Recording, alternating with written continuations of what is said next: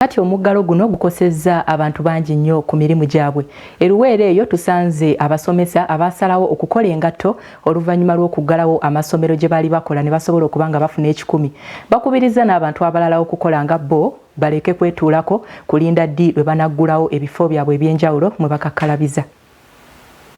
Abamu ku basomesa Eruweero bavudde ku by'omulimu ogumu ogw'okusomesa ne basalawo okukola engatto okusobola okuggyamu ensimbi.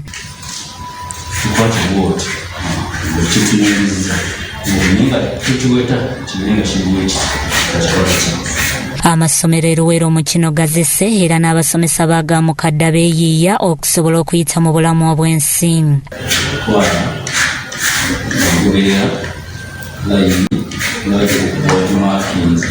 Engatto ze bakola zezo ezambalwa mu biseera eby'eddembe era okuyiga okuzikola bakutaddemu amaanyi. Weebasa ndabamu okwebaka. Abasomesa bagamba nti omuggalo gubazibudde amaaso kuba bayigiddemu emirimu emirala okutali kusomesa era bakusigala nga bazikola. COVID nsobola okumwejjusa olw'okuba nti yannemesa okukola emirimu gye nali mmanyiiridde okukola, naye ate nsobola okumwenyumirizaamu nti ate guno omukisa sandigufunye okubanga nsobola okuba nga njiga engatto kubanga nze kino mbadde sikimanyi nkiyigidde mu COVID. So okusoma kwandibadde kugenda mu maaso nandibadde nsigala nsomesa kye mbadde nsomesa.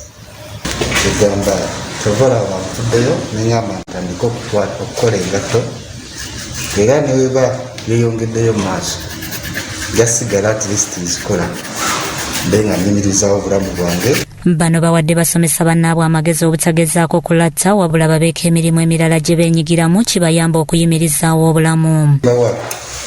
Mu kaseera kano bw'oba olina ky'osobola ogira okikwasaganya ng'embeera bwekkakkana kubanga kino kikuyambako n'okuba ng'osigaza obulamu okusinga obeera mu kifo ky'onoomu. Amagezi ganyinza okubawa ddala abasomesa bannange kwejjumbira mu bintu ate bino bye tulanga ebinafu kuba kati essaawa bye birina otuyimirizaawo.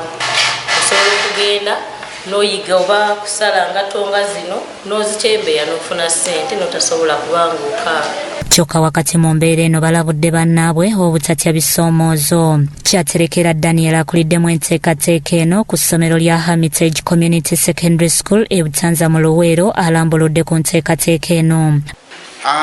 Ensonga eyatuviirako kutandikawo enkola eno ey'okuyambako abasomesa okufuna amagezi ag'ekikugu mu kaseera kano ak'omuggalo kwe kusoomozebwa kwe tuyitamu.